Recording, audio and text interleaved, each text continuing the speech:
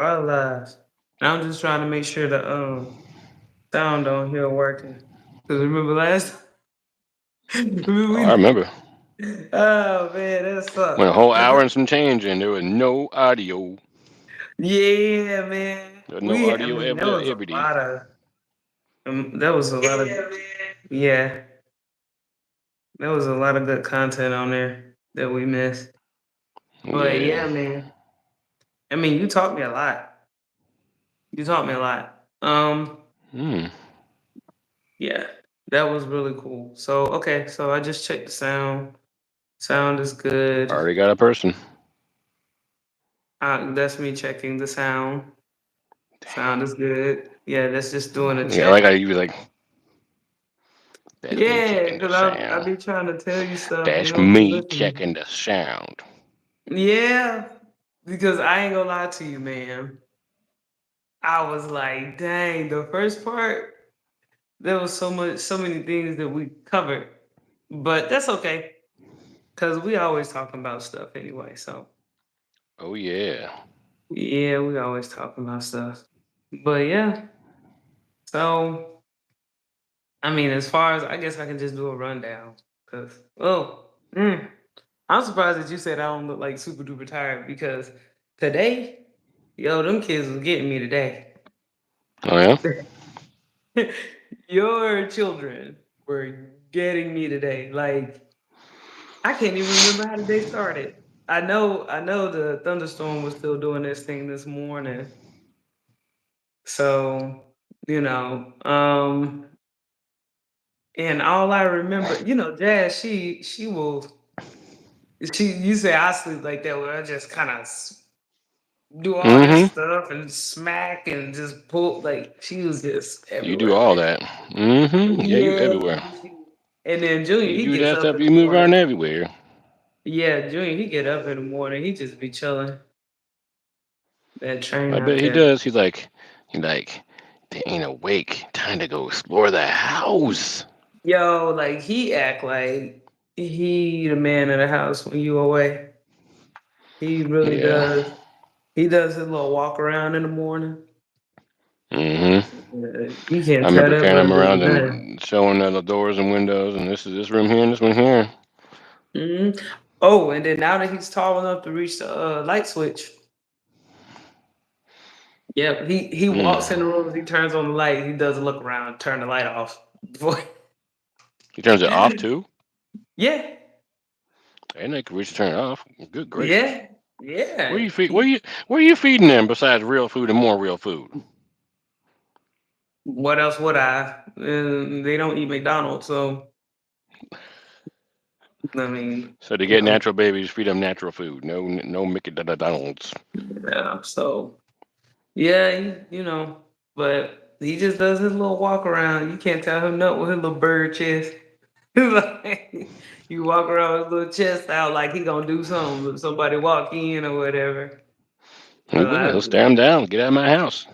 I'd be like, cool, good on him. Shoot. Me and Jazz, we be chilling.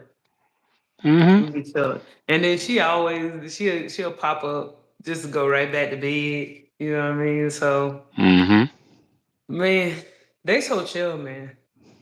I'm sitting here trying to think of the day because it was such an eventful day. Um, like it was just so much with them today. The fact that they can both run now. Yeah, Jazz getting up. When I saw her one time, she was just standing up, and then the next time I saw her, she was walking, just and okay. She's Yeah, just that's her dancing and little singing, song, and she man. wobble her head back and side to side. She's like, and then next thing you know, you tell me she ran through the house, and then I saw her take some steps and run, and if she started to fall, she just catch herself with her hands and go, Yeah, "That's not what I man. wanted to do." And then next thing you know, Yeah, she yeah. going full blast, and And Junior be just then running through the house, and she and chase I him. yeah, and another thing too is that she taught him how to get the chair if he can't reach anything. So like Wait, now, she taught him? yes. Yes, she did. So nah man, I'm telling you, girls, man, girls is a different ball game. You dealing with daughters, Let's see. I'm my Bay, I think. Hi. Um, we Hello. still kind of new to live, y'all. Appreciate y'all patience with us. But yeah, man, I hope I pronounced your name right too. But yeah, man, Yeah, like I'm a she be bae. teaching him. Yeah, she be teaching him how to get chairs and stuff and how to get up on stuff. Like when they talk I about have to how say, I've seen him before she would move around. He would climb up on the chair to get up yeah, and sit there. Because I would go, hey, hang on a minute here, Junior, sit on the chair. And he would get on the chair and sit, and he'd be like, because yeah. he'd be up higher. And I put him on the Now chair. yeah, speaking of, I'm sorry to cut you off, but I just want you to know, like when I'm done cooking and everything, he will Hmm. literally pull up a chair and sit at the table and wait for me. He doesn't walk all over, and he'll sit at the table and he'll wait for me to put the plates down and stuff like that. Yeah, I didn't. I showed him that a little bit when he was younger, but I haven't done it a lot lately. Yeah, yeah. I I'm mean, for the pretty young impressed. bro, but yeah, yeah. Like I mean, come on now. Well, I'm I'm just saying, just. like when I've been at home, we've been just chilling. I'd be like playing, and I didn't think he remembered it, just because like Oh, I get it. we'd be always playing. Like he'd be trying to wrestle or tackle me or go dad, and I'm just like, oh, Yeah, okay, let's yeah. have fun. Oh, okay, But okay, yeah, okay. Oh, okay. Okay, cool, cool. Okay, I get it. I get it. Cause I was thinking like, would you be working and stuff? It'd be like, all right. But like the fact that, like if I'm out running errands, it's little stuff that you show them. But hmm I hmm guess I guess they be playing both of us because they be acting like, they don't know how to do nothing. Basically. And yeah, then dad's here. both of us be Dad, discovering dad, stuff. dad, dad. Yeah. Yeah. But yeah, so I mean, I guess I could start asking you some questions because I did want to pick your brain about something. I talked to you earlier about how I came across this video that was saying that, a lot of truck drivers are kind of being let go in the industry and how freight and stuff is moving. So I was wondering Yes. if you had something on that. Yes. I briefly got a chance to graze over a video. And what I saw was there was a big uptick around COVID time for everyone to become an owner operator or a fleet owner and buy a bunch of trucks. Mm, Well, everything has slowed down, and the they were talking about, and I think it was Orlando Minor, but they were talking about how people weren't setting it up so they could sustain when it's a little bit slower. So they've been just filing for bankruptcy and just dropping everything at the drop of a hat and letting their drivers go and the whole company just flop, And there's larger carriers like Heartland Express and other ones that are in actual trouble right now. yeah. So as Like for they're like what you've been seeing, I was just wondering if you saw like even changes with your freight, stuff like that. Yes, the distance I've been driving, first of all, the rates, they're a little bit lower than what they were when I started driving. I've been here about 6 months. Um, it's a little bit lower. You also have to, sometimes the pickup time is later than I normally would pick up a load in the morning when I drop off. Sometimes I have to wait till after lunchtime to get a load now. And it's like, hmm, Yeah. So it's a it's little been bit moving slower on the slower. draw. Yeah, it's been slower Right. on the draw for at least about a month now. Yeah. But I've thankfully have a pretty decent dispatcher that kind of doesn't let us get anything that's not worth it. And he Yeah. fights pretty hard to get a good load, but it is not easy. It's not just snap snap. I mean, you gotta be on it with and be ready because I mean, you can lose it just like that. Oh, I got a load up. They changed it, took it away. I can't tell you how many times I've mentioned to you, oh, I have a load. Oh, Yeah. they canceled it, Oh, so and it's like actually so happened.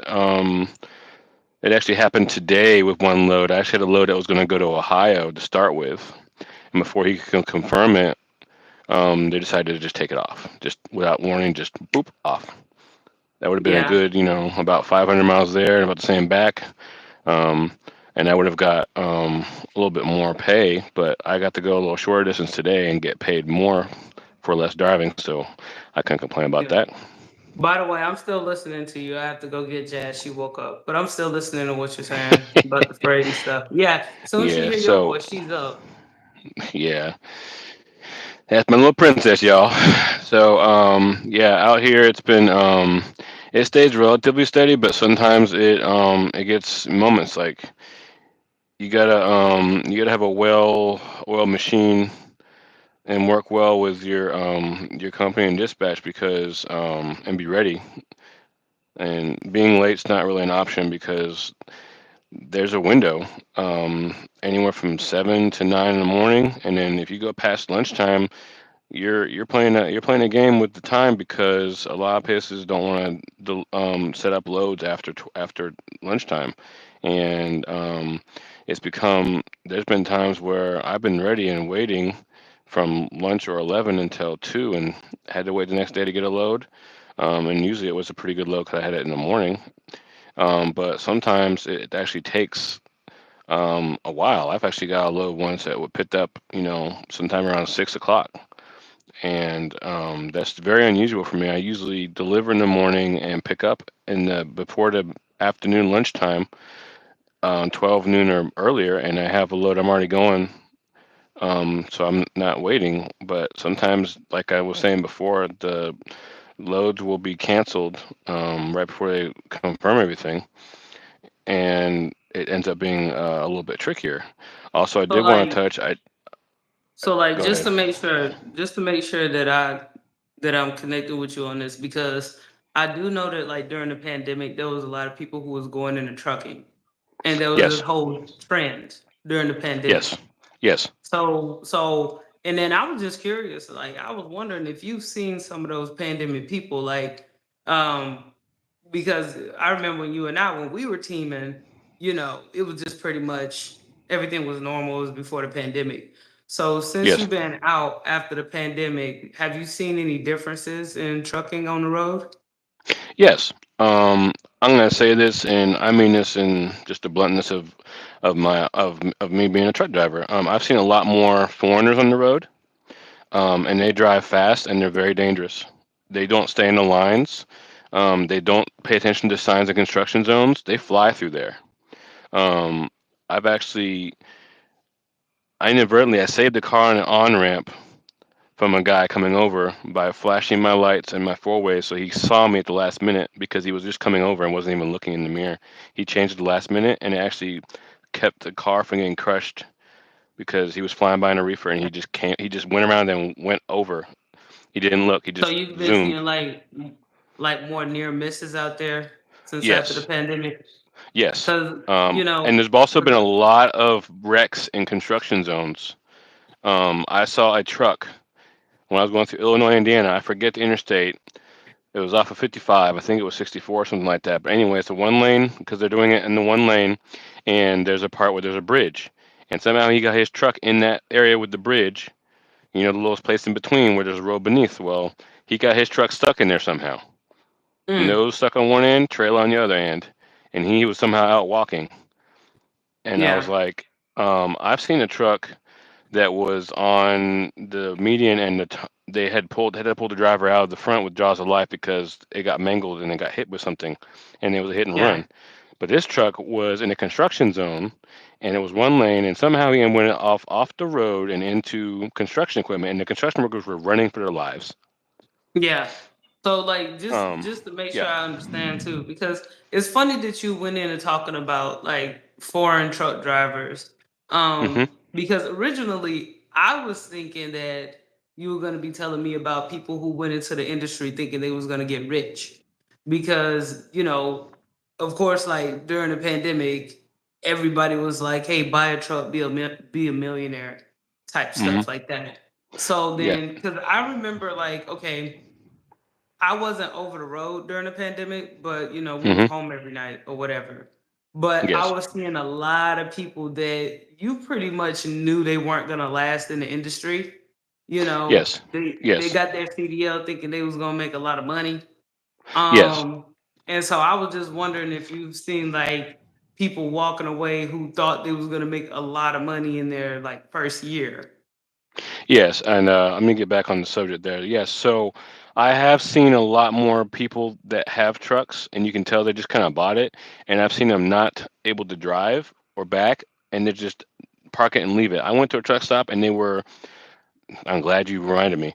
I went to a truck stop in Indiana, in Gary, Indiana to be exact. There was a TA there, and I went to park, and there was a tow truck moving trucks that had been abandoned. There was about 20 of them, and he was just pulling them. I was like, "Am I good to park here? Is there something wrong?" Oh no, they've been abandoned for about 2 weeks. I was like, "What?" Yeah, He's like, yeah, "Yeah, they've been and then abandoned 2 weeks. We've been having just to to get kind rid of these of trucks."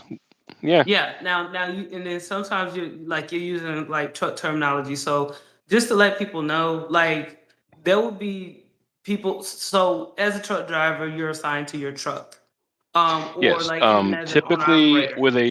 Yeah. So like when he's talking Hang on one about, second, Barry. My headset uh, hang on, cut off. Hang on one second. Hang on one second. okay, All right. well, Can you hear me okay? yeah, I can hear you, but I just wanted to Oh, make sure because we're using trucker like a lot of trucker terms. So like yes. abandonment is like when you're assigned to a truck. A lot of times these are company drivers who are assigned to the truck that they're supposed to drive, and Yes. they'll quit their job and then they'll find a way away from the truck, basically.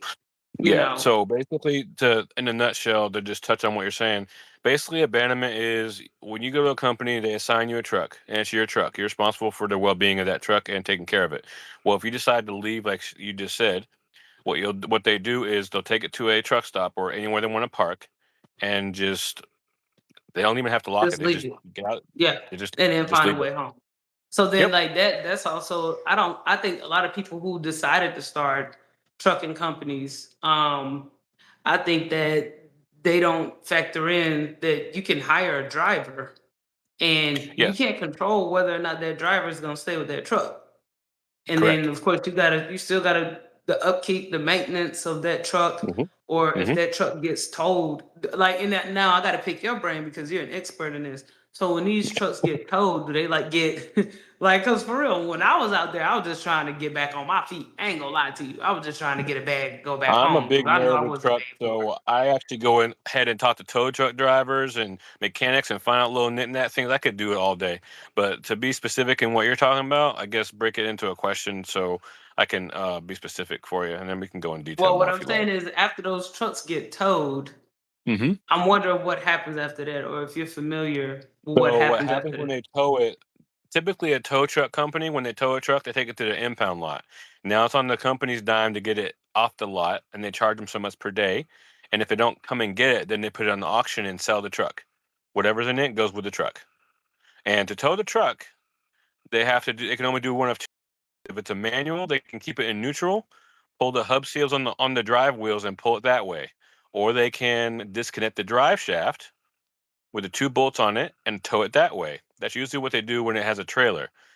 And also with automatic, because if they don't stop the Yeah, drive yeah, I axles, don't wanna get too they into technicals about, like, how they tow it because most people, they're not thinking about the technical parts, right?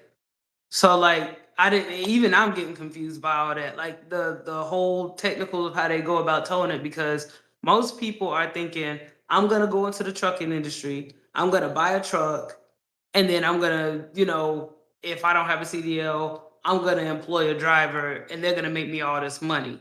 That most people like the fact that you know all this stuff, most people aren't even thinking that. So like that's the difference between you being a veteran driver and Mhm.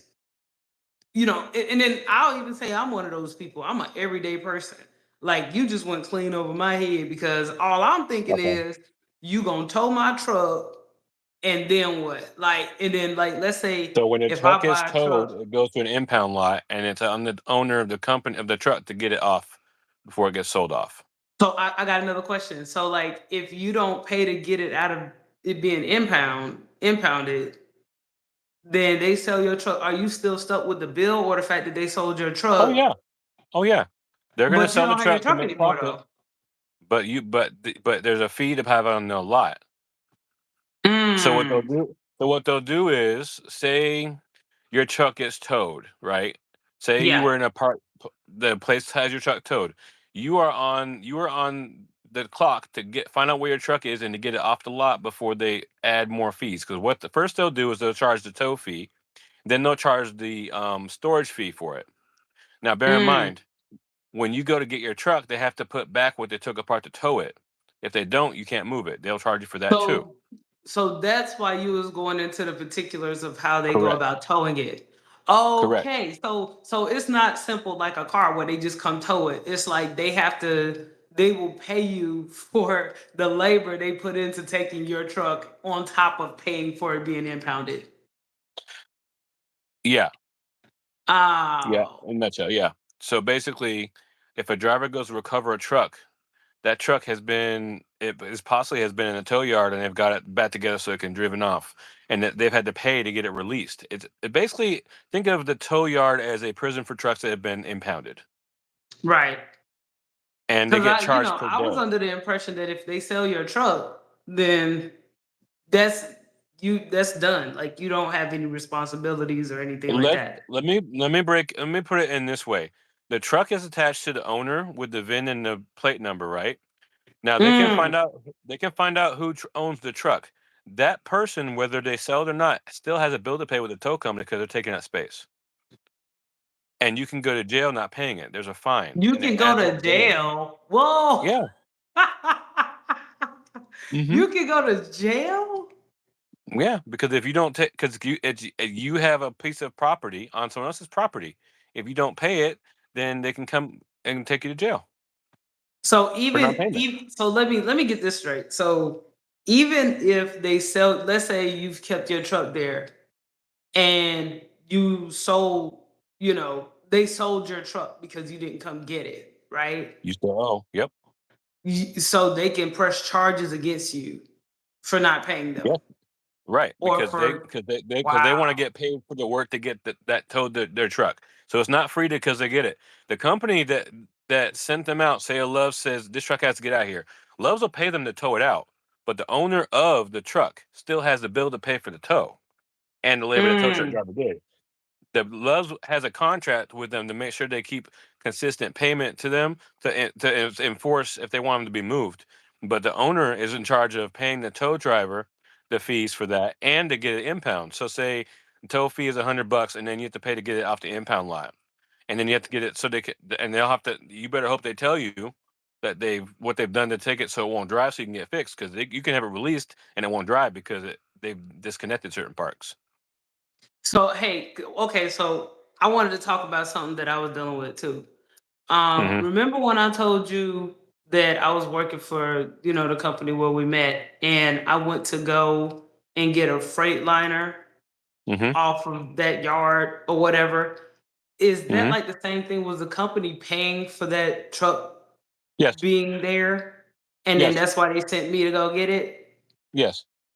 Yes. See, because this is another thing too with a lot of people who jump into trucking like myself. Like I jumped into trucking, I wasn't expecting to get rich or anything, but I jumped into trucking thinking, I'm gonna make me a decent amount of money and I'm gonna get out, right? Mhm. So Trucking's not when that I was simple. sent to go get this truck, a lot of times these drivers they go and drive for these companies and they end up in situations like what I was in where I don't even know if what I was doing was like ethical or not. You know what I mean?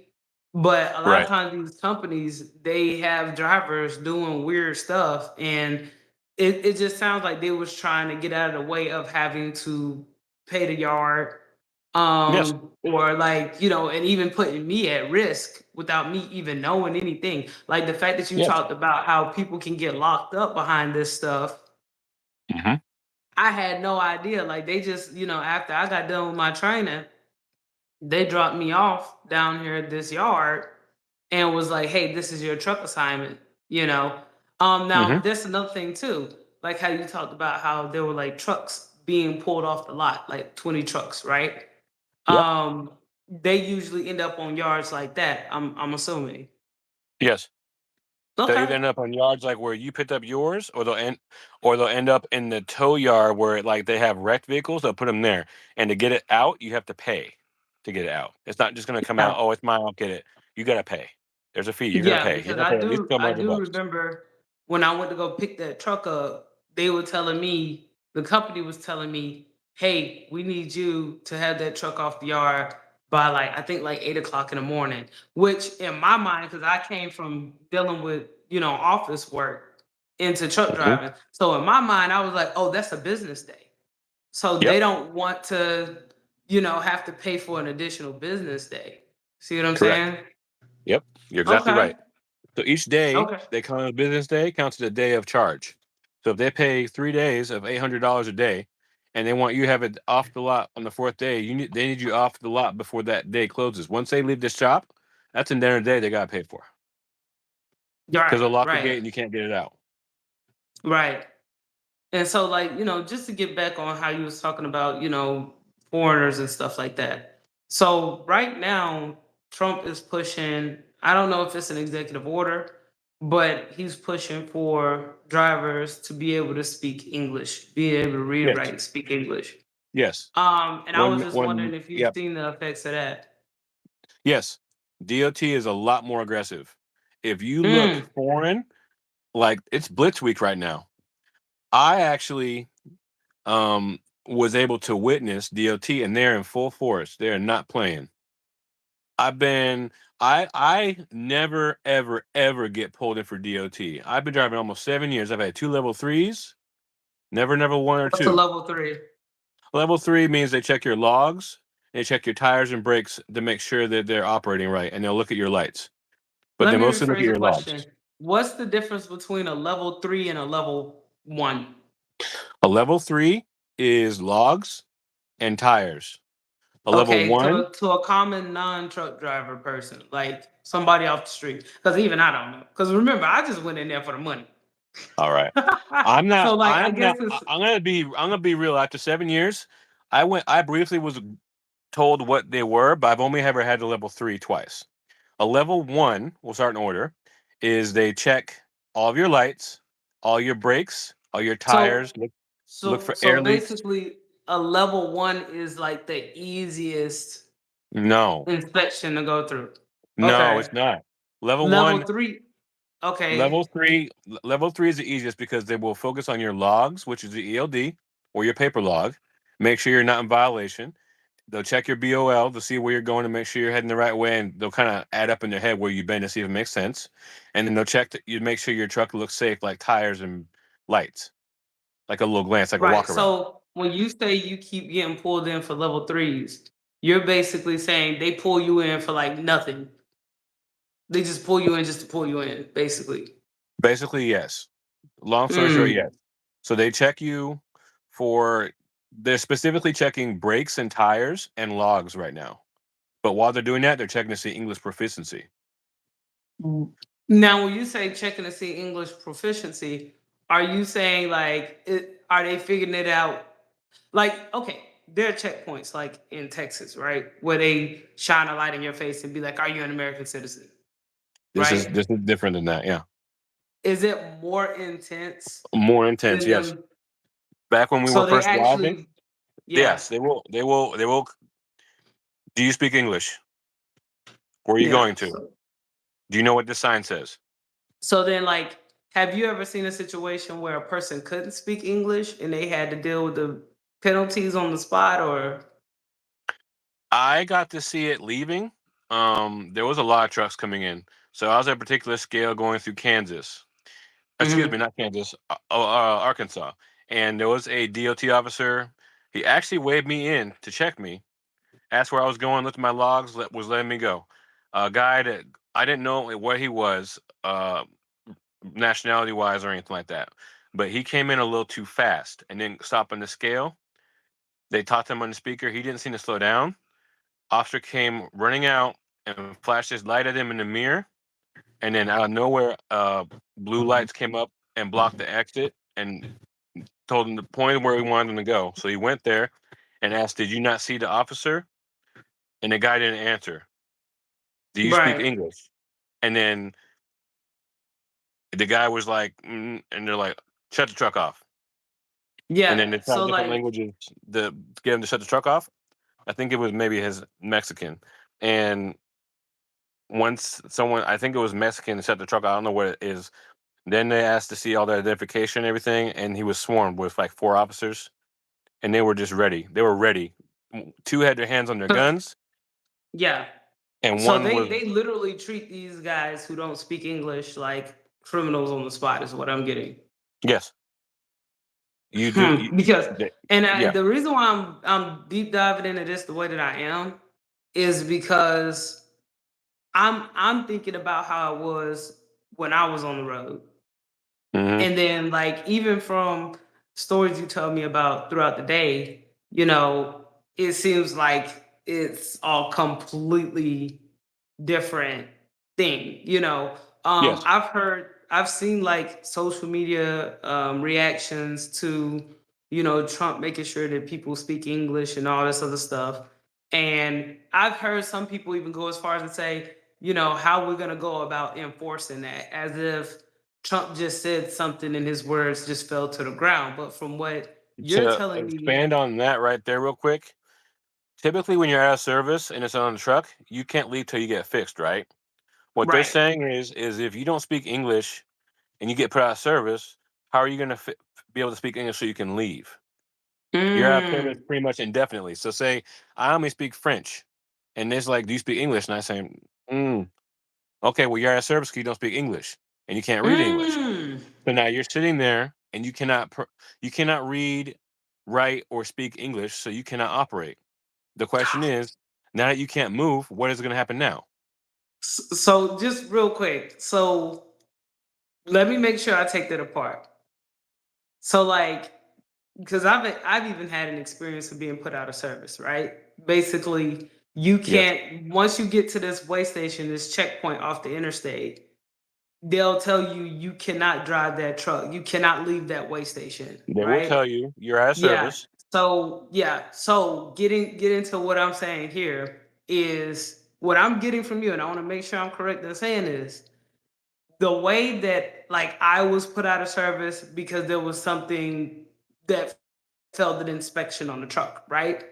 They're Correct. treating not being able to speak English like a failed inspection. Yes, Mm, because the foreign drivers. Okay, I've seen some videos about this. I haven't been able to research it properly, but I've seen some videos where there's countries like even as far as Pakistan that will see who wants to drive a truck in America, and they'll pay for their lodging and everything, fly them over here, paid. They'll get a truck and mhm, trailer and company name and all that paid, and they'll be under a company and they'll be work for 3 years, getting paid slave wages, and forced to work for 3 years, and then they get sent back home. And they hmm, didn't have to work. They don't have the ELD logs that we have. They have a log where it gets reset so they keep driving. So basically, they have unlimited drivability like a paper log, only they just keep driving right, and they don't stop. So a driver like that is prone to being tired or falling asleep and having an accident or killing someone. And also, since they can't read the signs, orange shine construction zone, they don't know what that means. They just keep going. And what happens is everyone's at risk. This is not because of ELDs making any kind of safety enhancement or increasing anything in a good way, because it doesn't even affect these people that are doing this, foreigners, because they don't pay a consequence. They're coming making some money and then they're out. Those of us that are right. speaking English, American or Canadian or even Mexican, that actually speak English and work and have to work by the logs, we suffer because we have to share the road with these people who don't read and pay attention to signs.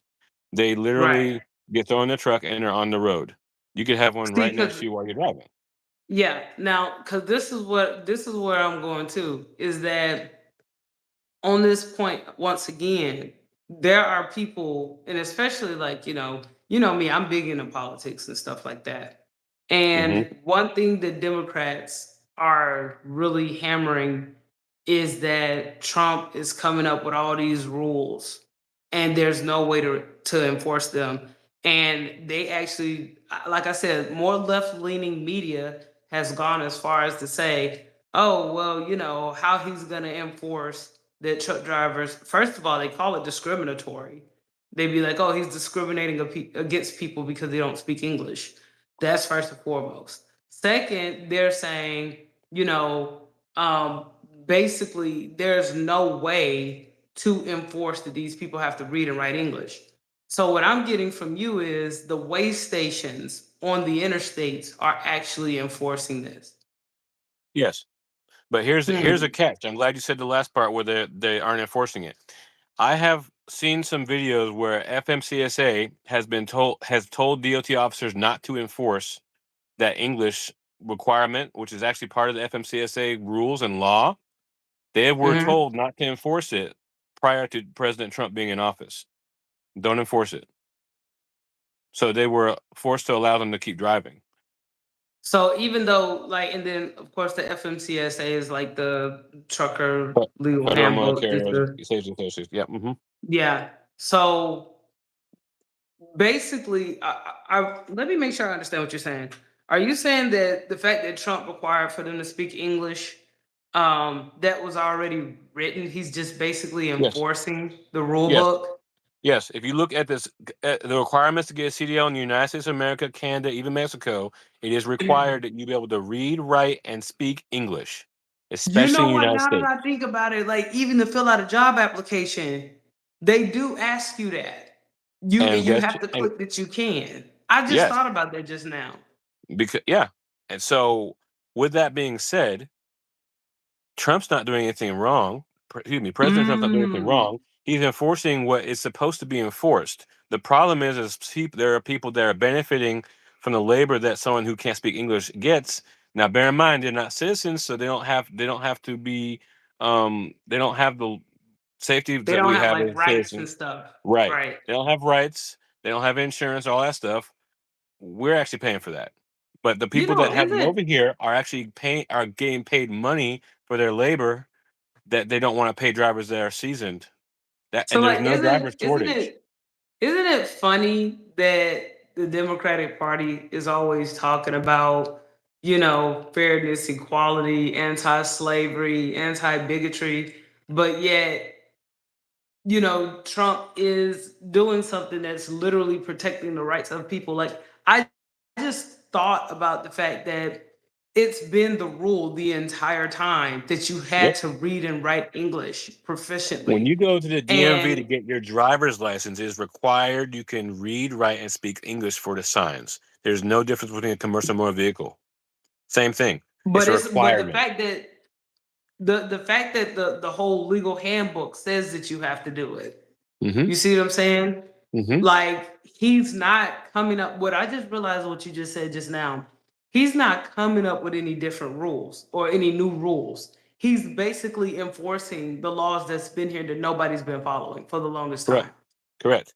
And I believe, if I remember correctly, there was a video that said and stated the former president or someone higher up instructed the enforcement of this law to be not be enforced so that someone could get a big payout out of it. And the President Right. Trump saw that and said, no, we can't do that. That puts everyone in Well, danger. yeah.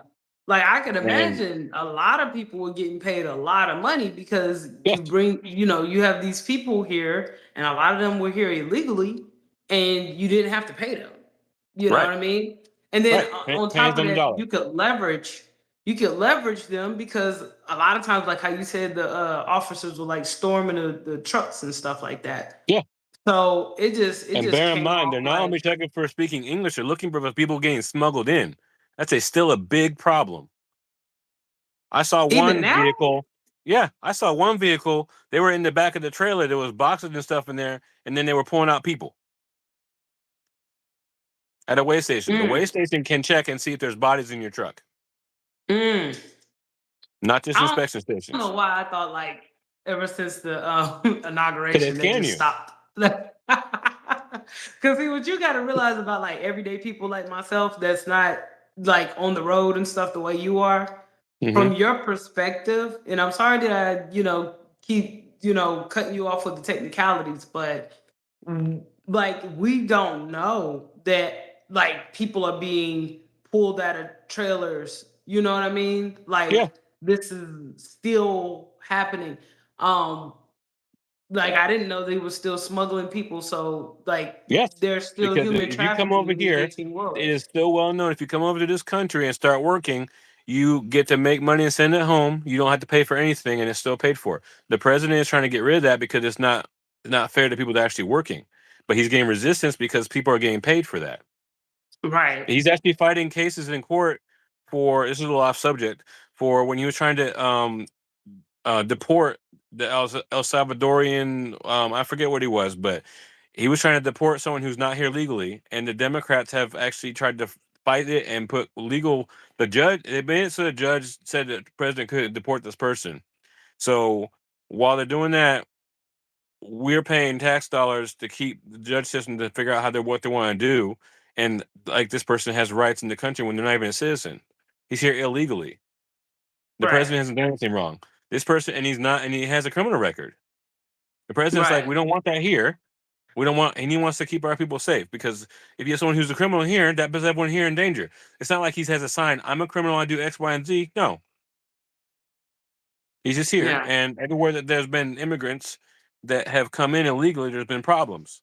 And the president's like, let's clean it up. Well, Democrats and the judges that were with them have put up resistance so that another president has to fight those too. Because Right. it's like they have no rights, so they can get worked for whatever, and they can do it. Literally, they can do anything, and they're funded. They get ability to. They make. I'll put it this way: as good as I am at what I do working, they make more than me, and to cover the living expenses, and it's paid for. They get Right. over 5,000 take home. And you They get talking more than about in the immigrants. trucking? The immigrants in trucking. They get How paid. how are they getting the They money? get Is the government giving them the money? the government pays them. The I government thought pays them. they, but they are they still giving those checks out there? Yeah, the President Trump is trying to cut that down. So they are still getting paid even now. So the fact Yes. that Trump is trying Excuse to me. stop this, The drivers now it themselves makes aren't getting sense, that money. The right? companies that hire the drivers are, because that means they don't have to pay the driver as much as they should. Like I require to be paid for my work, but if they can get someone cheaper, they will, and they'll pay the company that will Mm. let that person come in because they can get it for less. That's why you have cheap freight. So That's why your basically, driver's quitting. the government is subsidizing these companies. Yep, Hmm. and that's why they send certain companies overseas so they can save money, so you don't have to pay. The president wants to change that so we can make the money and have the wealth here so we can grow. But they're getting resistance because someone is getting money for that. Right. Right. Give me 1 second here. Okay. Cool.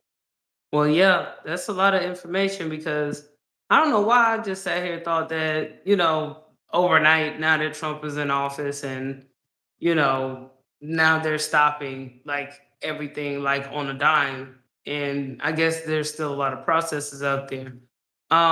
Like when I was on the road, somebody pulls into a way station and it didn't matter whether they spoke English or not. You know, uh, I mean, we've had like me and Josh, we used to team, and we used to deal with people who couldn't speak English all the time. So, one of the things that I was concerned about was, again, like how people were saying, there's no real way to enforce if a person speaks English or not, can they stay in the industry? But, as we just heard, the way stations off the side of the interstate, people get asked do they speak English, and if they don't, they look at the laws, and obviously, so there's the law books where obviously you take notes of whatever you're doing, and if you're not speaking English, of course, it's not going to be written in English or whatever. Your log is not going to be logged in English as well.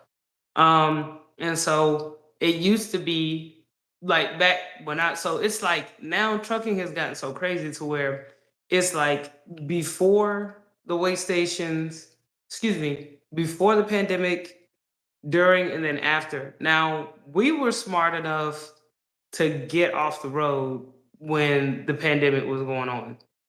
So before the pandemic, we would run a team, and as far as I'm concerned, it was like easy money. Like I was riding during the day, Josh was riding at night, and we were just moving, making money. Um, the pandemic hit, and we found ourselves not being able to deliver in certain places because places were shut down and all this other stuff. So now here we are post pandemic or after the pandemic, and I'm home with the kiddos, and Josh is actually out there on the road.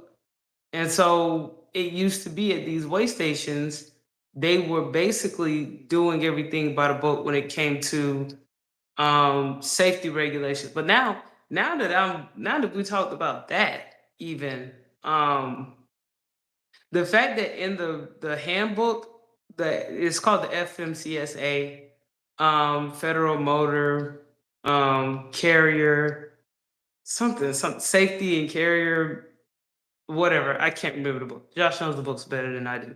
But anyway, there's this legal book where it's a set of rules that drivers have to abide by.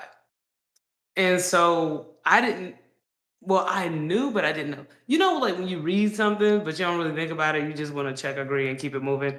But it always stresses that you have to read and write English. This is nothing. Trump is not coming up with anything new, and he's not discriminating. This is literally written. There's a little green book, and he literally is saying that this rule is going to be enforced. It's not a new rule.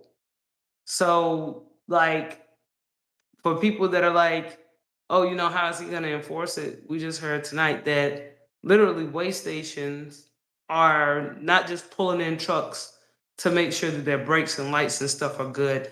They're also making sure the driver, him or herself, can read and write English. And this is so important. This is so crucial because we've had issues with our truck. There's been times when we went to people who couldn't speak the language and we needed things done with our truck, and they didn't do it because there's a language barrier. Well, we would tell them, hey, we need the brake service on our truck, or hey, we need, something looked at with the lights or whatever. We could not communicate with those folks, and a lot of times they would just pencil in work, check us out, give us a bill, and we would just keep moving. But yeah, so I'm actually glad to hear that they're enforcing this in a way that people can't just creep through a way station and nothing would happen to them. Another thing too, you'll have customers that are picking up and delivering. So when we go to pick up, people don't speak the language, Right. so we're There trying to tell are. them I'm our, back. I'm back, yeah. and I wanted to jump in real quick. There are people. There are customers that have signs that have at least 7 different languages, from Arabic to Chinese to Spanish to Is that new, Iranian. No, or did I just not pay attention? you didn't pay attention. Look at me fitting the Especially. stereotype. Yep. Yep. Cause me, I was like, listen, unload this truck. I'm tired. And that like that's why you would send me in. Cause even now that I think about it, when I would go into the building, you know, sometimes he couldn't speak English. Yeah. But my whole thing is I would just point to the paper, I'd be like 8 a.m., you know.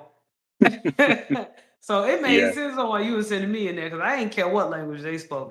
Hey, I gotta go. I got another load to pick up because I was just trying to get a bag and go home. I ain't gonna lie to you, Yeah. but man, that's Yeah. crazy. So there. I mean, there's. I haven't seen any truck stops, but there's several places in Arizona I've been. New Mexico, Florida, Georgia, all on the bottom, Louisiana, Mississippi, Alabama. Um, Right. Not so much in like North Dakota or Wisconsin. By the border, definitely down by the south for sure. Yeah. The south and southwest, yeah. Yeah. And I Well, I'm typically stay glad they. Midwest to East and Northeast. I usually don't go to the West, but what I do, I always, I usually have at least one building where there's a plaque that has different languages so you can speak and all that, and it's in there. Yeah. And like Indian, Spanish. I mean, I could go. I mean, I can't tell you all of it because I don't even know how to read all of it. But here's Right. the Oh, big you old didn't thing. have to. Like, isn't it crazy that in this country, yeah, like listen, everybody speak English here, so I don't see the need in always having to figure your way around everybody else's thing. because everything is ultimately in English anyway. All the consumers speak English, you know. Mhm. And I don't know. Sometimes I do worry. I mean, like every other country in the world, they speak multiple languages, but then sometimes I ain't gonna lie. Sometimes I feel like, yeah, you gotta speak multiple languages if you gotta depend on other countries the way that. And I might sound really, really ignorant, but here in the United States, there are people who all their life all they knew was English and they never missed a meal. So that's like the language, like of this I country. have met people from different countries that have like say Korean as language. You hear them speak Korean, you're like, oh, okay, you're from Korea, and then they can speak plain English. Yeah, Do you have a question? It's like what? yeah. And it's like, oh, well, and they'll go from and it's at a shipper too. Like they'll speak that language, whatever it is, and then they'll talk to you in English like we're talking now, and then go right back to that language like that. Just boom. Yeah, so they're not even gonna be able to take advantage of that. So Nope. like, okay, I got another question for you. Have you been dealing with like intermodal at all? And the reason why I In asked, passing, but well, not what the really. reason why I'm asking is like because of the whole tariff situation. So like, I which has have not, been, but I yeah. will say I've seen a lot less trucks on the road. Mm, Usually around, especially near bodies of water where you would see a port, there seems to be a lot less traffic mm, coming from the ports. I've noticed a lot of less intermodals. Even the trains. When at some areas where I've been through before, I see a long trains with lots of intermodal trailers. They're not as long anymore. It would be mm. easily like 50, 60 cars, we'll say 20, Right. 15. It's a severe cut. Yeah. Also, there's a lot less. I've seen less like fuel tankers running around. Like they'll go to the regular routes, but it seems like there's less um, getting fuel as often because I stayed and did a 34 to Loves, and I think I saw two tankers come and fill it up, and Mm, usually it's like three or four because most trucks have like 100-gallon tanks, at least one or two, and you'd think that run out kind of fast and they need to keep up with it. Well, I only saw them fill up a few times. No, I didn't see that the place ran out of fuel, but it just seemed like they're getting a little bit less. Like they're keeping their amount higher so they don't run out. Like they're trying to keep stocked up, if that makes sense. yeah. Um, the grocery stores, I've seen them. They are stocking up as well. Um, Food Line, Harris Teeter, they're stocking up too. Um, When you say so now, now let me make sure because now I'm kind of getting confused. So when you say that the ports are slowing down, mhm. however, when you say that the stores are stocking up, are you saying they're like trying to? It's like I'm they're preparing for something, Yeah. Well, I'm saying when I say stocking up, okay, normally when you go to a Walmart, you'll see a couple trucks there, and then you'll see one or two in the dock. right? Lately, I've been going by Walmart and seeing all the docks full and trucks waiting to get unloaded. Hmm. And then like with Harris Teeter and Food Line, I go by the distribution centers of those sometimes when I go through North Carolina and where they're located in other states, and they have less trucks coming out of them coming out of there. But when you go by their stores, So, they're in their yeah. docks too deep. Like, So what they're doing is so like just to make sure again because you know, most of my audience, I believe, are like, you know, well, I ain't gonna lie to you, we foodies over here. So, like, as far as what this how means is deep your you are, food is very good. It's going to be very, very, yeah, very. thank you. Oh, So, go, like, go, you know, and go, what I'm go ahead. getting at is that when you say stocking up, it makes it sound like a lot of freight is coming in to where they're just stocking the shelves, but you're actually saying it the opposite way, which is they're unloading slower to keep Ah, volume steady. Is yes, that yes, yes. do They're you think unloading slow to keep the oh, I have a volume. crazy question. And I just gotta ask this because this is freaking me out. Do Mm. you think we're like going into a recession? Like, do you think that there might be like a stall in freight soon, or No, because we get a lot of our shippings from China, and they're doing their back and forth with that. Um, the other countries that bring it in are still bringing it in steady. So there's going to be so stuff to China? move. So China seems to be the only one that's kind of From what I've stuttering a seen little from bit. videos, China, the tariffs China and the president are working on, they usually have higher number of ships from China. It's like sometimes as high as 20 or more ships. They had like 12. Right, Um, but they've been having a lot of talks, so it's a matter of time because I know that when everything that China was doing, Trump was going, we'll raise the tariff, and I think the last time I saw was at 125%, right. and China was like, because So that's as far as like some people who are speculating that, we're in a recession, the economy is doing bad, on the trucking side of things, what I'm getting from you, just to make sure I understand, is that everything is just correcting itself. It's not that yes, everything is falling apart. It's that the influx of drivers who came in thinking they were going to get rich, they can't hang. So right. they're getting flushed out. The I've seen a lot companies, of drivers that are not like. There's a lot of people out trying to drive. I I'm gonna say I feel like I'm a older, experienced driver because there are drivers that struggle just to back up or just to get lined up in the fuel pump. right, There are drivers that struggle to get into docks that are easy straight back, which is you just back up straight. There right. are drivers that I see in the truck stops that don't know which way to go through the fuel island and they'll go the wrong way. And there's not enough room to turn around because everyone wants fuel and they don't know. They're like, I don't know what to do. Yeah. And they have to. I mean, there's drivers that go down, and this goes back to the immigrant thing real quick. There are drivers that just go down roads that have a sign that says "No trucks, fine $500." They just go right past it. Yeah, because they can't read the sign. Right. Yeah. Any driver that can read English knows what that costs because you violate a sign. They don't play with the CDL. You're gonna get hit with that. Remember when I told you about that incident in this small town called Mansfield, Ohio, Yes, I where do. these people were jumping up and banging on my truck? Yes, I Um, do. do you think they thought I was an immigrant? Because they didn't come at me like I was African American. They came at me. Now that I think about it, they came at me like I couldn't speak English. Yeah. I will say, and this is kind of changing a little bit. I will say, like, there are some people that I guess they were segregated that wouldn't like foreigners or black people, what have you. They actually do not give me a hard time out here.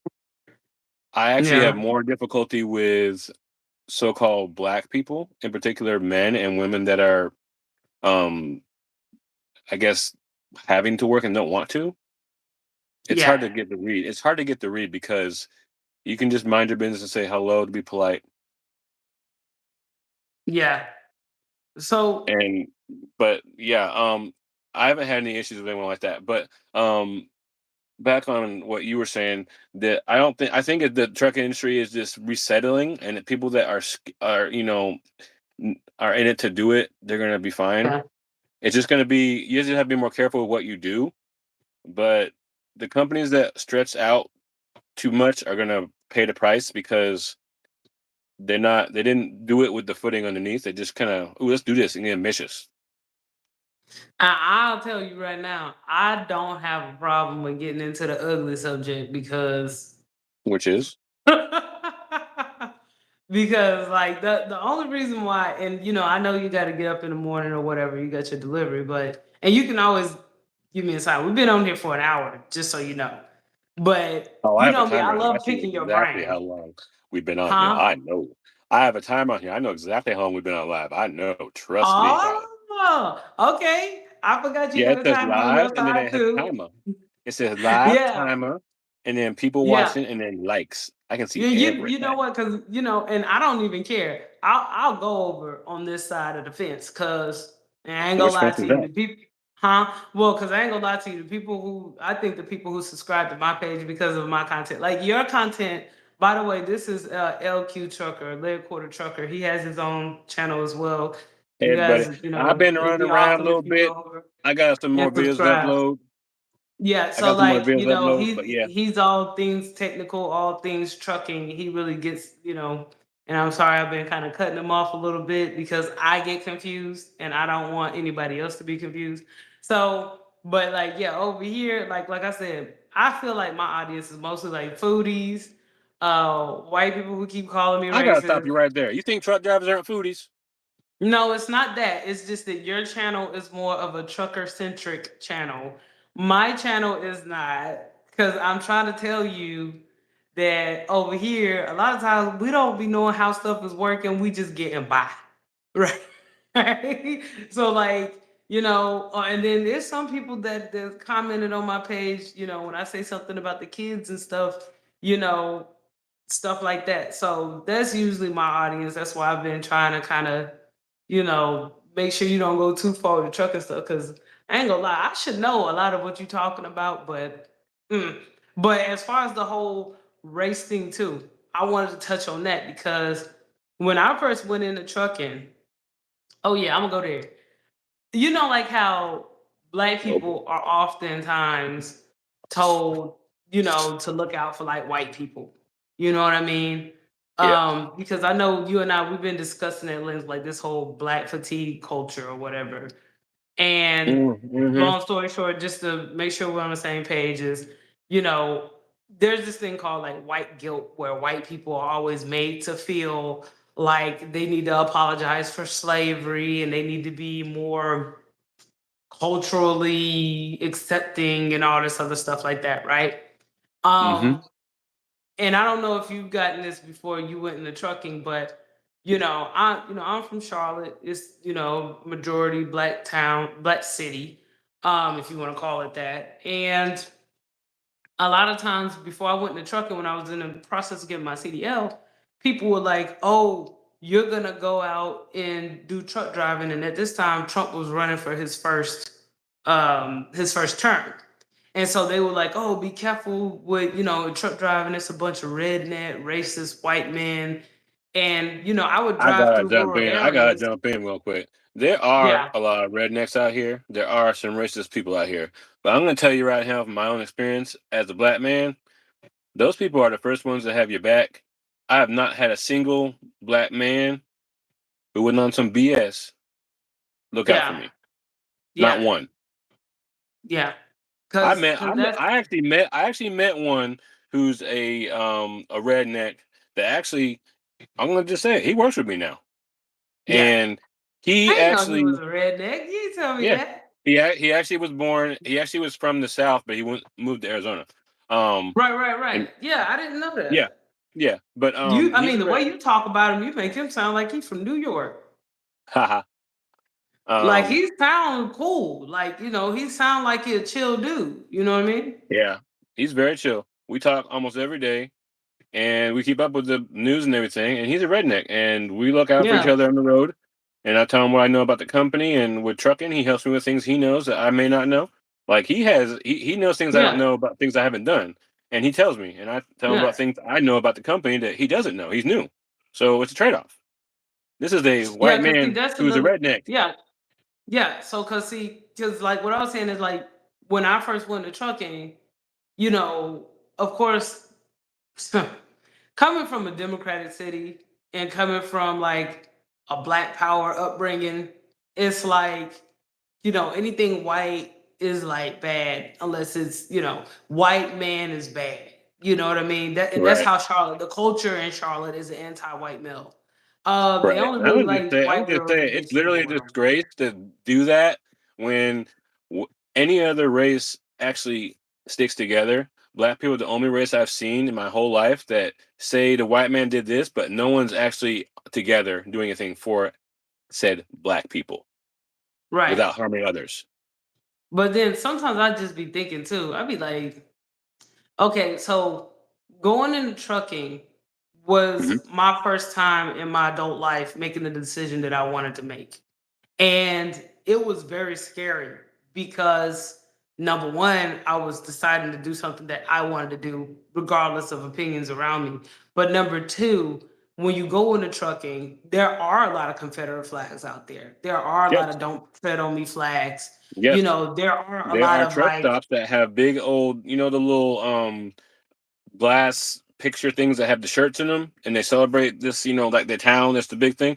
There's a yeah, lot of truck stops that have those shirts. Don't tread on me. yeah, The yeah, Confederate flag, yeah. A all lot that. of that paraphernalia. Hmm. Yeah. So like, it's been my experience that I used to. I remember there was a time when if there was a Confederate flag waving on a road, I would take another road. That's how badly brainwashed I was. Like Right. if my GPS was literally saying take left turn here, and I would see this giant Confederate flag, that's not my destination. But I was just so programmed into thinking if I turn down this road, anything could happen to me. And the crazy thing is, it's literally a road, and I don't think that most other ethnic groups, maybe even white people, I don't think that they know that black people are trained to like fear the Confederacy. You know what I mean? No, It's no, they like, don't. And I'm going to tell you, I'm going to go a stretch farther. I had a load I picked up in Kentucky where it was flooded, and it was a big redneck place. And you would think, oh, I should be worried. No, they were the kindest, most polite, most respectful place I've ever been in trucking. They asked if I right. found it okay. Did I make it through the mud hole okay? I mean, no one cares except for them. Yeah. Yeah. And then on top of that, they asked if I told them it was flooded. I didn't know it got that high. And they said, yeah, we had some farms that were flooded, and I think some people died because the water was so high. And I was like, it floods that high up here? And they said, yeah, we actually had an emergency where the road was shut down because it was flooding over the road over here where you Can, came at. You couldn't get can over here a day ago. can I stop you right there real quick too? Yep, That yep, right there. That's something that stopped me from freaking out so much.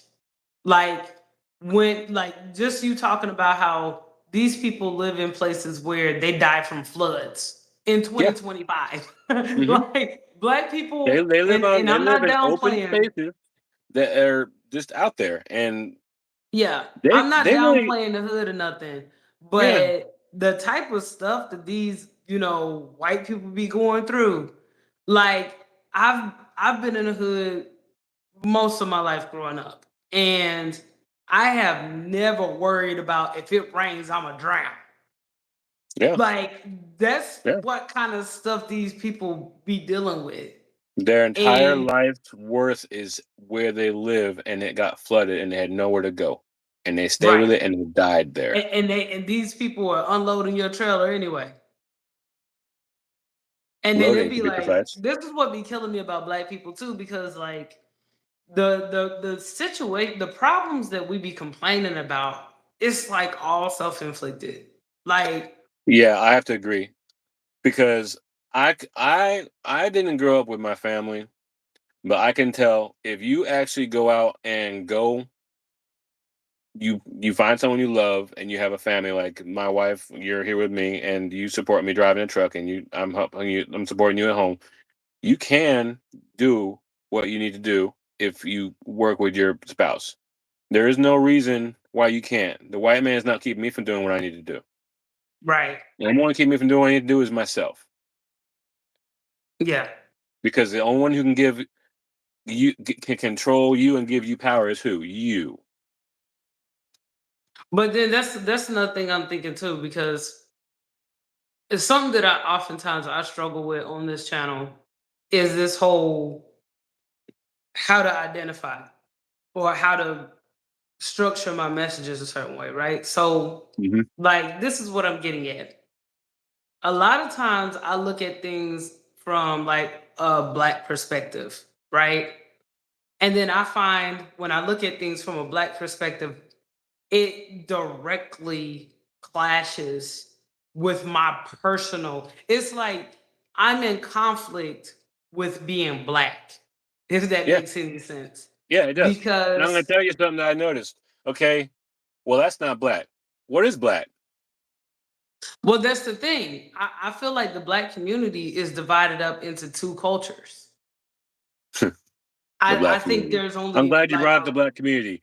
Tell me about the huh? black community. I'm glad you brought up the Well, black see, community. okay. I think there are two. I think it's split in two. Honestly, I think there is just normal people like you and I, Mm-hmm. and then there's everybody else. Like if you just put in black culture on YouTube and scroll, that's it's like two different. It's like we're not even the same race.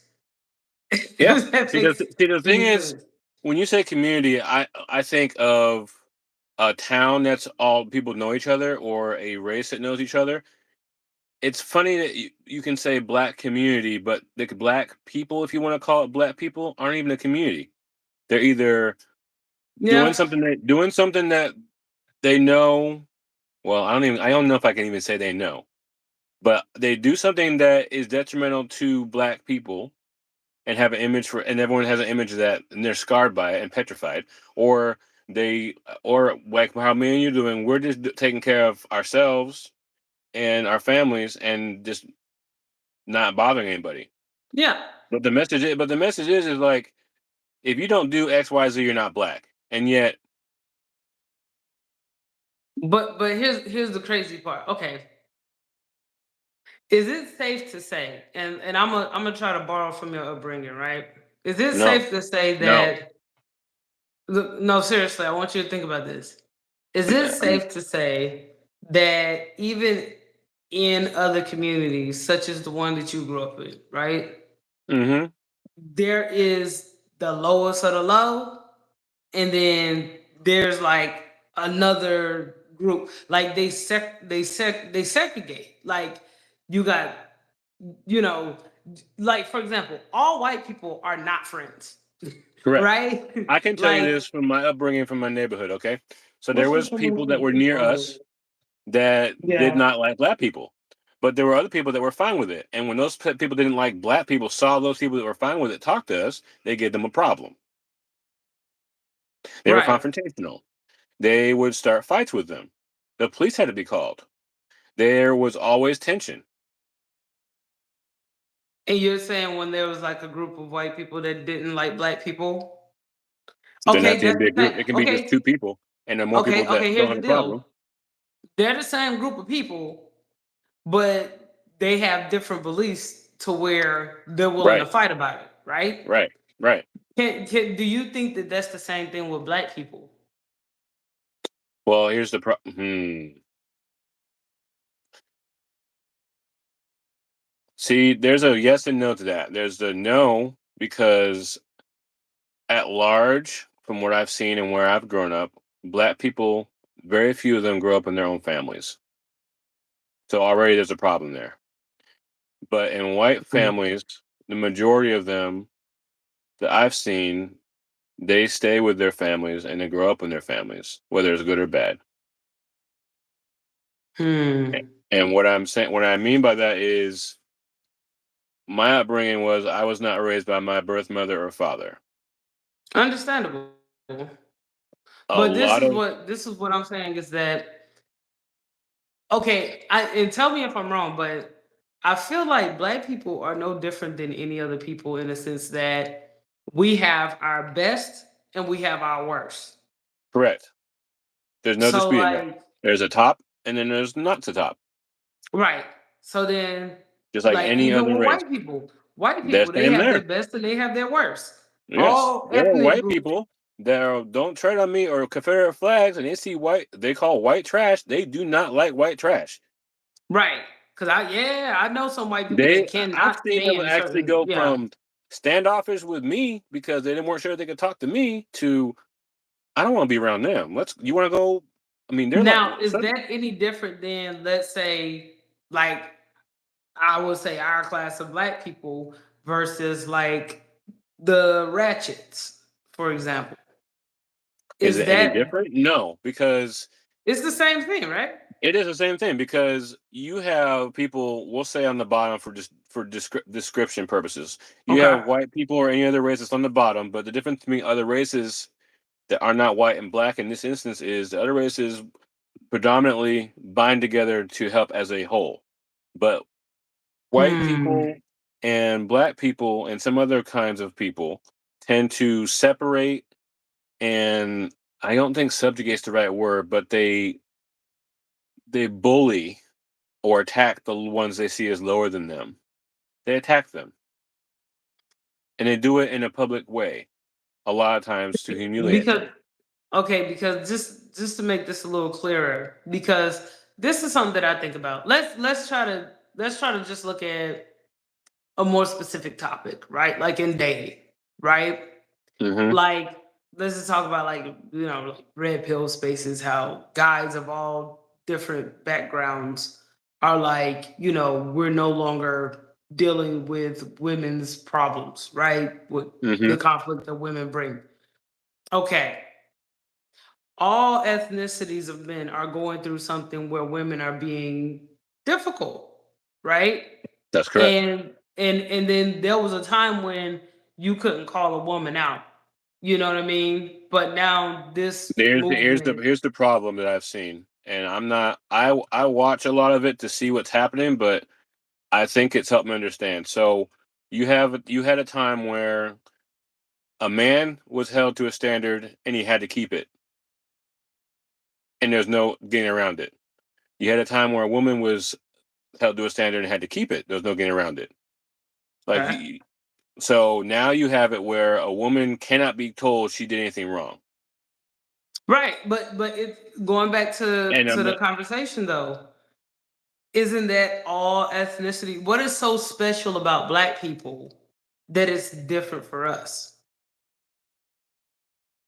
because black people, the majority of black people are under the microscope of the lesser class of people that you would call ratchet or a baby mama or undesirable because they don't stay in a structure.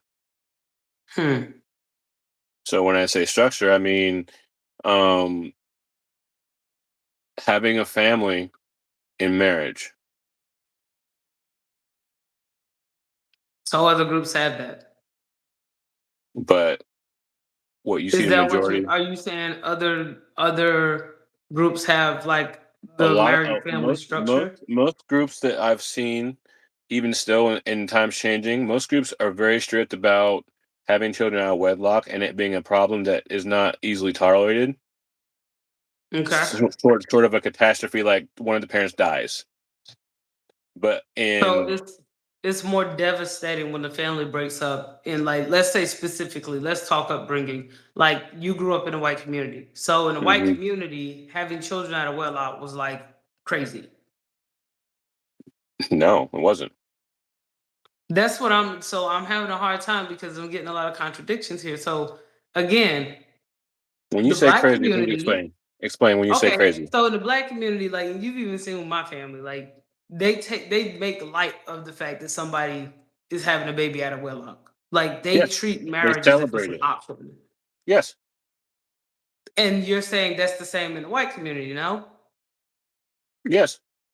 So then that's why I I see don't what your question is. Okay, understand okay. So why. yeah, it's the same in the white community. But the thing is that the white community seems to be they can be in the spotlight, but it's not as scrutinized as the black community. Even though the black And that's community, what I'm asking you. Like, why is that? Why when a white because woman has a child out of wedlock, it's but if a black woman does it, like why is that why is there a double standard there? well, when a white woman does it, she can get away with anything because she's a white woman. Hmm. When a black woman does it, she already is black. So most people that don't understand a black woman and a black man are not looked at as regular people. They're looked down upon, and you're this or this because I've seen this on this. So if Hmm. you are, so say you're a white woman, you have a baby out of wedlock. Well, something happened, so she had a baby, and we can't judge her for that. Black woman. I almost look for the expectation on the face. You should accept that I have a child out of wedlock. Yet the circumstances may not even be the same or are completely different than a white woman's. Like she chose to have a child knowing she wasn't going to get married, or just to keep somebody. White women do it too, but the difference is it seems to be done to get the benefit in a different way. Mm. Like if you So think like, about it, so wait a minute, 1 second. Are you saying for black women, it seems like they're having children for benefits? yes. Hmm. However, white women, it's like no, I don't know if the word is tick for tack, but the best way to describe it is white women can get away with it, and people feel sorry for it, but a black woman not so much, unless you're around a So certain spread of people. Now it can go the other way with white women, but she has to. I guess the word would be show their butt, like right. be disrespectful. Then it's looked at frowningly. But if it otherwise, oh well, people will chip in or anything. That you can't say anything to her. But a So black woman, what I'm getting just to make sure, because what I'm really trying to understand is like the double standard, right? hmm So because of how society is structured, I'm since gonna just black people are kind of seen as like the lowest of the low, yeah. automatically, like they can have both be in the same scenario, hmm right? But because black people are in such poor condition overall, is much worse. It's like, Yes, I'm gonna just well, say it white like this: people, black yeah. women want to be seen like white women are, Hmm. accepted, looked at, and adored the same way that white women get to be adored. Black men Explain don't that. desire it. So you know how women will, oh my, I don't know how to really explain it in a way with, okay, so white women are adored and they can almost do no wrong. I have yet to see a black woman not do the same Yeah, and that's trying I to do don't the know same what that thing.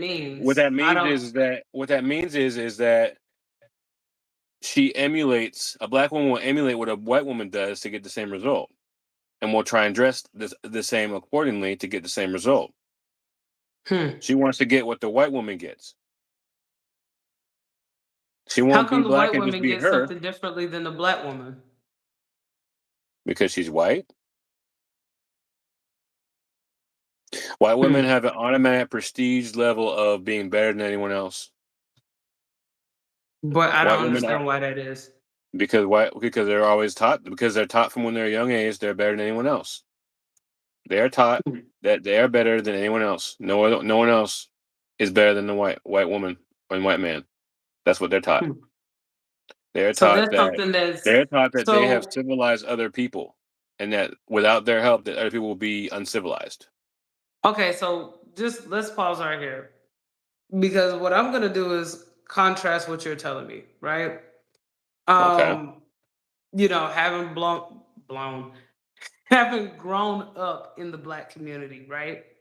hmm Okay.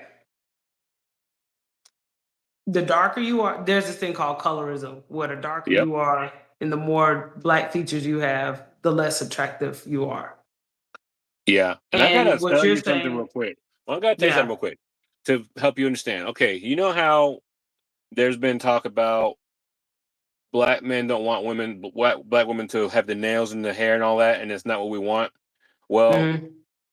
if you think about what they're doing, white women wear nails and have long hair that way. Black women are trying to change their appearance to look like that so they can get attention. Right. They I'm hate speaking themselves. from somebody who literally lived it. So I know what we're Okay. doing. I'm just saying because I don't like as a man, hmm like, and then on top of that, a black man, and then on top of that, a black man that grew up in the white community. Like, hmm I don't know what is happening on the other end. But what I was doing was because I've always wanted to know why black women are scrutinized on such a level. Like a white woman can do the same exact thing that we're doing. One thing that you did say that was interesting is that it's perceived that when a black woman does something, she does it for the benefit. On the Yes. flip side, the white woman, when she does the same thing, for example, having a child out of wedlock, is seen as like an Not accident. her And I fault. will It's not say, her fault. right. And then it's like society just naturally feels sorry for the white woman that did the same thing that the black woman did, Mhm. right? Mhm. But then, like, the fact that you added on top of that, that, oh, maybe she got pregnant for the benefit, right? Mhm.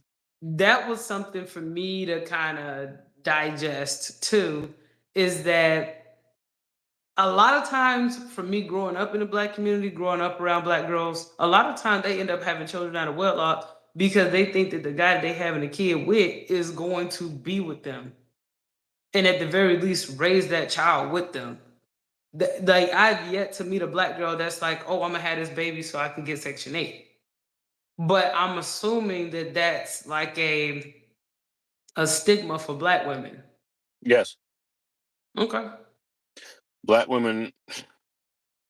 Okay, so black women are in a way, oh, your men won't take care of you. I've noticed Right. that a lot of black women, when you just talked about having kids, a lot of families are broken in black families. Right.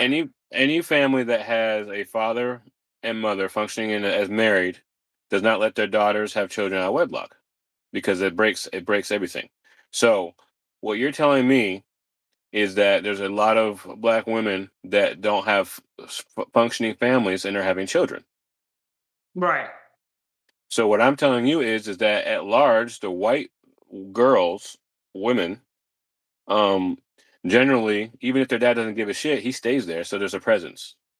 Yeah. But the perception, image, whatever, is that black men do not stay, or they won't stay, or they're in jail. Hmm. Now there's no man to oversee or protect the woman, and she just goes out and what happens happens. And I just And no wanted to one, clean up. I just wanted to clean this up too, because one thing that I push back on a lot is when you look at the age group for a lot of black men who are having children, they're very young, in my opinion. And a lot of times let's talk I've about an seen age range you're girls, talking about. huh? Let's talk about an age range you're talking about. I'm talking teens to 20s. Okay. Like, and then in Mhm. my opinion, for men to have kids in their 20s, most men don't know what they're doing in their 20s. And I They will tell still you trying this to as a figure it man out. who's in my 40s. I'm 41. I thought about kids, but I didn't want to have kids I couldn't take care of because I knew that there would be a consequence. Right. I did not want to have children knowing I could not provide for them. But I taught myself this when I saw, and I have dated baby mamas and learned that you have a child out of wedlock, that child will suffer the decisions you made the rest of their life, whether you get married in the end or not, because the decision you make carries on with the children. They see it Right. and watch everything you do from the instant they come out of the mom's womb. They are recording literally with their eyes and brain everything that mom and dad does. Right. And everyone that you allow around your child, they do that too. Cause see, that's the thing. That's the thing that I'm getting at is that this whole narrative that black men leave, they go to jail and things like that. You And yeah, know, yeah. and And the and thing and is a lot of times, what I've been seeing, even to this very day, is that, oh my God, I don't want to say it like this, but I feel like black women put a lot of pressure on black men. they do. And these black men, they want to have a good relationship with this woman, Hmm. but then they're thrown into a situation before they're even ready for it. Yeah. And one of the things that I'm glad you said was that because this goes back to black women and white women. Black women compare what they have to a white woman. Ah, I've seen that. So what now you see what I'm saying. They want to be like the white woman, get that kind of attention, and then look at the black man to do that. Black So men one second, are just to make sure I unpack it.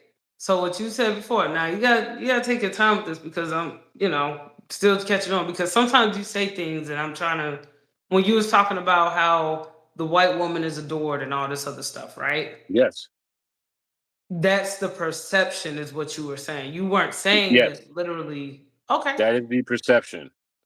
White women are adored. They can do no wrong. And if something happened, she didn't mean it, or someone did something wrong to her. It was never her fault. Black Yeah, because women I try and yeah. I've seen a lot of black women try to emulate that. They want that attention, and they want their men to do what, because quite literally, it's been proven scientifically many times a blonde hair woman gets more attention from men than any other color hair woman that's white. So Mhm. when a woman changes her appearance to look that way, they want that attention. Well, I'm gonna speak strictly So from experience. I'm like, I think I should take this part over because when I'm growing up, I've always been told that you need to, have lighter makeup so you can be pretty, or you need to straighten your hair so you can be pretty. It's and that's built not naturally into a black woman to have straight hair right. like that, and that's just in the Yeah. genetics. That's So comparing to a white woman. I get what you're saying. What I'm saying is from the time black girls are little, and then most times when we're looking at TV, the beautiful black woman is always the fair skin or the mixed girl. So Yeah, that just kind of gets built into our psyche. So then I just kind of wanted to shed light on your narrative when you were saying that, white women are perceived to be better than black women. Because what I'm trying to get at here is like how you were saying that black women are trying to be like this glorified persona that they think it's not necessarily that we're looking at that white woman and going like, "Hey, we want to be equal to her." It's we've been told that we're less than growing up. It's not that, for and example, like, yeah, go ahead. who told you that? Our parents, our family members, our Your aunties. parents told you? Yeah. Now, not me personally, but Okay. I have had friends and I've had cousins and stuff whose mom told them that they're ugly because they're dark skinned, or, you can't go outside with your hair like this, for example. And were they in married families with fathers that loved them? Some of them were, yes. And this is the part where, you and I sometimes have a disconnect because of our radical upbringings. Is in the black community, black girls are told by people who are raising them that they are not pretty, that they are not desirable. This is one of the reasons why a lot of women were jumping on Kevin Samuels the way they were, because even though that was not his message, it really told the line of that narrative that you are less desirable than the white girl or by some kind of beauty standard. Because the way that we're conditioned growing up is that if your hair's not straight, if your skin's not light, I mean, look at the black female celebrities. Anytime they look like me, they're dirty, they're kinky, they're ratchet, they have foul language, they have baby daddies, they're strong, they're independent, the Viola Davis, the Whoopi Goldbergs, you know. But then when you Yeah, see and the then look more at the ones that have the softer, Botox and shit, like yeah, Kim Kardashian or whatever. Well, that's what's supposed to be pretty and catchy. And I'm gonna tell you this, and there are men that tell you that because that's what they want you to be. But men that actually love you for your beauty and who you are, like how I love you for yours, they don't do that. You're yeah. being told to fit into a narrative of only a small portion of people that want that because that puts you in lesser competition. You are naturally Well, already no, beautiful. this is, and I don't want to get to this is what I'm trying to get you to understand, because I'm starting to even see now our lack of connection here, because now we jump from the upbringing part, which I think this is news to you even now, that literally black girls, especially in the 90s, man, like so my parents had a tight grip on me. They wouldn't even allow me to watch like Disney, for example, because it was like, when you look at And let me stop you right TV, there real quick. Your parents wouldn't let you watch certain things, right? You correct, that's one of the things that conditions you as well. right. But you were protected from that. But I'm telling you, the overwhelming majority, the narrative that you were just talking Uh-huh. about Mm-hmm. earlier, Mm-hmm. of like how these black girls, what I'm starting to realize about black men, y'all fill in the blanks for what y'all think that black women are thinking, and it's so far removed from the reality. Like when I see a black girl put a wig on, I'm not thinking, and I've even heard Dr. Umar Johnson going, "Oh, sisters, you need to wear your own hair. Sisters, you need to wear your own hair," or whatever. But what he's not thinking about is every day black men exactly like himself are always lifting up the worst of us and always, you know, championing the worst of us.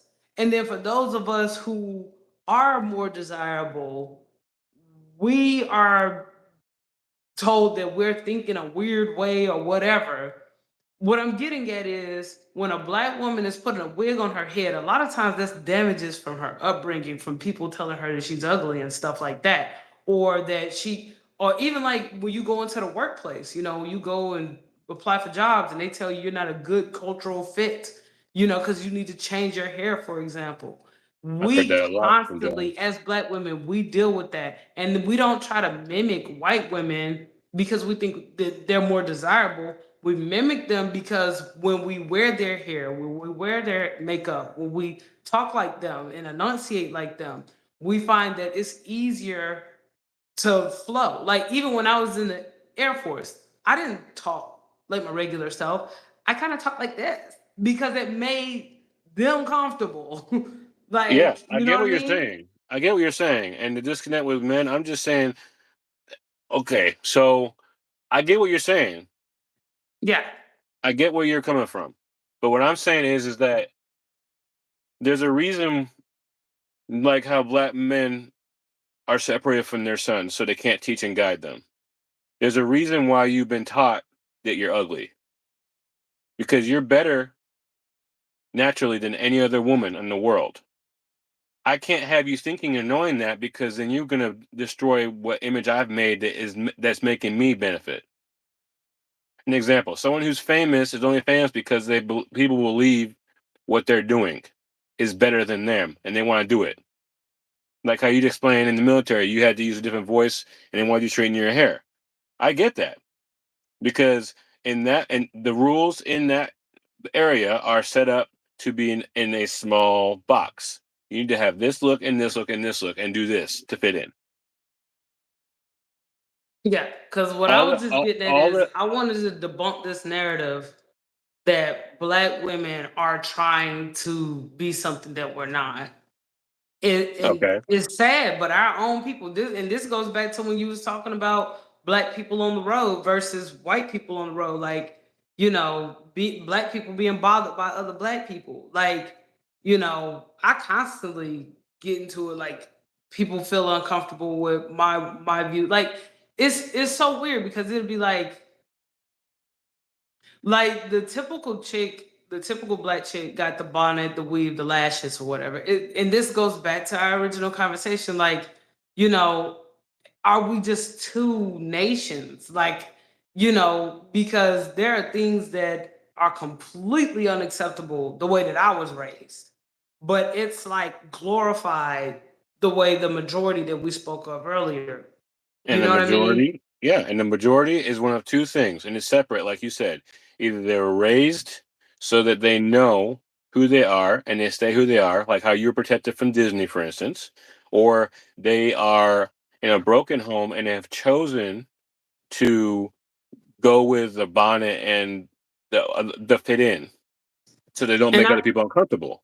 Yeah, and I wanted to unpack Be- Disney, and what I meant when I was talking about Disney too was the whole, back in the 90s, like when you would see like a Disney villain versus a Disney hero, there will always be, and it wasn't just Disney, it was just like all kinds of cartoons. The bad guy is always like dark skinned, you know what I mean? Or they have a dark color. And the good guy is always light or have like a light hue or whatever and stuff like that. And again, subconsciously, they always make black evil. right. So, and I mean, and it's not The just lighter Disney, you are, but the yeah, less evil you are. That's yeah. the message. So, but that was just an example that I was given, was that my parents, they would monitor what I watched. And they would think of certain things that was said on that TV. It was like, oh yeah, that's not, Did you we're know not the gonna. average child is not monitored like you were? I know this. I'm very aware. So like yeah, because that was the point that I was getting to, because I was speaking to this point that you were making earlier when you were Hmm. saying that black women want to be this, and that. And it's not even, it's such a passive thing, the way that we misbehave in society. It's so many things that's been planted in us. Like even when I talk about like colorism, for example.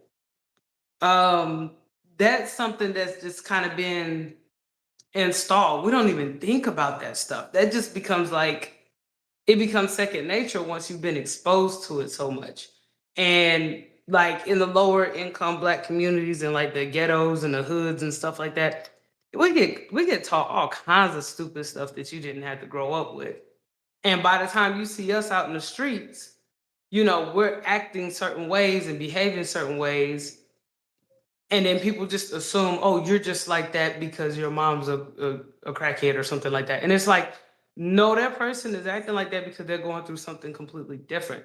So what I've just learned from you tonight is that a lot of people draw conclusions about why black people do things, specifically black women, without fully understanding where it came from. You know what I mean? Like, They don't want to understand where it came from. They want to know something they can put in a box and call it what it is, so they can just that's what it is. They don't yeah, want to go through all that effort. Like I was telling you, I'm saying they want to be black women want to be like white women in a sense that they like how you were saying that you were told you were ugly right. and it's put in you. What I'm saying is I'm not debunking what you're saying. What I'm saying is it's difficult to protect you from that mind, even from your own family, even doing that from you, because if you are dark skinned, you get looked at a certain way, and I understand that because I I've been married to you and I've been around that, so I understand that. Yeah. And also, And I just wanted I to get a say, little. like, me personally, you know what I mean? I haven't been like, like, oh, I'm ugly or whatever. I'm just saying that a lot of black girls grow up with it. I've had people in my family do it, but like, I kind of grew up where the cream of the crop was in the family. So I didn't really have to deal with, yeah, there would be people that talk sideways, but I've always, how I am. I always been good, you know. But Hmm. so many black girls, they go home and their mom called them ugly, or Yeah, their and dad their or their mama also hit stepdad their or whatever. daddy. Yeah, like And I why don't why think I, people why really I want you to understand really what black get. girls go through. No, I can't because I'm not a girl. But most importantly, the thing is how we have a daughter and we love and adore her, and we decide together how to raise her and protect her from things that would bother her like that, or Right. traumatize her like that. And what I'm saying is that it would depend entirely on the parents to not let someone seem like that affect their daughter that way, because then they know growing up it was a problem. Because in the house you can help your child understand what's out there, because out there is mean. Out there will say and do anything. And what I'm saying is that if the family isn't bound together to where I as dad and you as mom can help our daughter see what people will say and do and how to deal with it, someone can just go, "Oh, well, you're ugly if you don't do this." Eventually, you're going to want a change to do that because you don't want to fit. You don't want to fit in that way. I'm hearing you out, but the minute that you said mom and dad, you lost the room. I don't think that, and this is why I'm talking about this divide. Like, it's like it's two different worlds. Like, I have cousins that have no idea what you're talking about, saying me and my wife are gonna protect the child or whatever. That is so far removed from so many black people. This idea that, you know dad is going to respect what mom thinks, even when mom's not making sense to dad, and they're going to try to figure it out together to make sure that the children have a stable environment. People these days are talking about co-parenting like it's no big deal. I understand that. Like that, like Eh, so yeah. So like, and what I'm trying to, I guess it'll be more difficult to try to do it in like one live, but this, when I brought What? up how there are black girls being called ugly at home, Mm-hmm. this idea that especially their dads or somebody is gonna step in, and that is not even a reality for a lot of them. Like children who are born out of wedlock, there's like no family structure, there's no organization, there's just getting you to 18 so you can get out of my house, in some cases 16 or 14 if that's the age of consent. Okay. And that's the disparity that I'm talking about with the black community, is that it's two completely different worlds. Like that, we've disagreed a multitude of times during this live, but notice we haven't been cussing at each other, jumping down each other's throats or What I whatever. need you to understand is I see there's a difference in divide, but the thing Yeah. is there's a class and mindset that keeps you separated. So Hmm. while you're talking about a family, I mean, it's hard to even call it a family because if you're not a husband and wife, it's not the same as a family that is, Right. or excuse me, isn't. So you will not have a mother and father that are a husband and wife watching your children that way because it's not a family. If you have But a see, bunch of okay. different babies and they're not from the same father and mother, that is just a bunch of babies. But you see how, like, and I completely agree with you. But you do understand that the other side of the black community don't hear none of that stuff that you're saying. Because yeah, I do, and I'll explain. I wasn't even raised in the black community, but I can clearly see if you don't make your family whole, and if it's like there's a difference in the divide. That's obvious. But the thing is where there's a divide, it's like you can do it where it's harder, or you can go in the divide where it's easier and you don't have to be responsible. You don't have to understand what the consequences are for your children. Because if you can co-parent, as you just mentioned, you don't have to, as parents together, deal with it that way. Okay, let me just throw a question out there for you. Mm. What do you say to black families that say, or in their minds, their families, they don't need a piece of Well, right paper? there, you've lost me. You lost me right there. And that's what I'm saying right And there. I know, and I'm telling you that's why I said if you can, if it's like a family or not, because a family, literally written, is a husband and wife. If you just have Okay, but children, it's different. It's what different. if they don't believe that? What if they think that So basically, what I'm getting at is I'm telling you a fact I've learned, and you're putting the other side to argue. Because what I'm telling you is fact. If you are not married and have children in marriage, your children are illegitimate, and you're not protected by a and husband and wife. we all know that. Like But we I'm all just know that. saying, So you're telling me that people that have a different mindset of that will think differently. I know they do because they're not doing it. That's why they did it that way. I don't have to do this. I'm gonna co-parent. I'm gonna do it like this.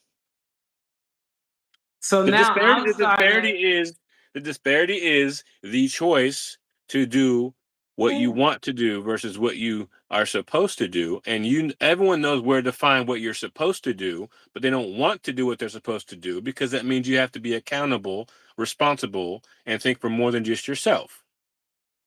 Okay. If you think for more than just yourself and you're accountable and responsible, it is much harder to condition your children to be affected by what you discussed because both parents are going to be a part of what that child's going through and help them go through it. If you do not do that, your child is basically unprotected in both ways because the parents aren't together doing it. And this is why it is Mm. called a choice because anyone who has sex understands at some point you can have a child. If you keep doing it and have a child, you've decided to not do it responsibly. It's just a fact. Hmm. I'm not immune from not having sex without being married before. I've done that before. I don't do that Right. at all anymore. I am married. I'm only married to my wife, and that's the only person I'm with. Okay, so question for you, Yeah. just to make sure I get it. Hmm. So are you telling me that this whole divide, like take if you flip it, a guy who says, I don't need a piece of paper to be married to my wife, right? This is my wife, even though we're not legally married, even though we're not common law married, we're spiritually married. That's a thing for them. That's bullshit. Yeah, and try the So, language. so Try to yeah, okay, but okay. okay, that's bull. You know why it's bull? Because if you anyone who goes to church knows the vows of marriage. You have to swear under God. But what if these are people that don't go to church? You see how you go and what if? You see how they can Yeah, choose not to? This is why I said it's a people choice. people don't If have you to go to church choose to not believe in. But now, what I'm all I'm getting from this conversation is that you are on that side and they are on that side. and again, like you said, it's a divide. Yes, and it's a divide because of a choice. You have to be if you want to take care of your children, you have to do it in right and in order. You have to be married. You have to be married legally under the Bible and God.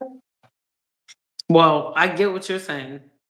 And you have I'm no and because stranger to and the that. reason why is because you both have to be responsible for your children. And I already know that.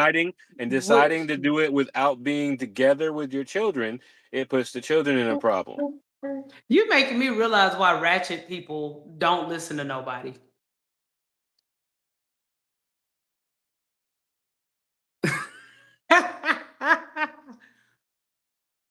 They know that. You don't think they know And that? you know what else they know? They know they won't be accountable and responsible for any decision they make. But will they? How? Oh, time. Oh yes, time. Hmm. And you know what? I'll even go as far as to say this. Let's talk about divide real quick.